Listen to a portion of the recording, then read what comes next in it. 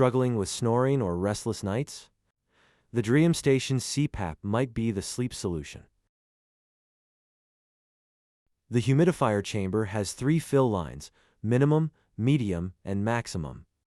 Always pour distilled water into the chamber and fill it up to the maximum line for best humidification.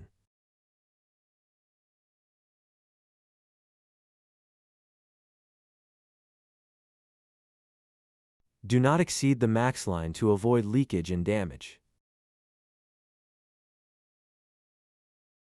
Then reinstall the humidifier chamber back into the machine and turn the cpap on. After that, use the knob to adjust the humidifier level according to your comfort. Tag your friends and follow for more helpful cpap tips.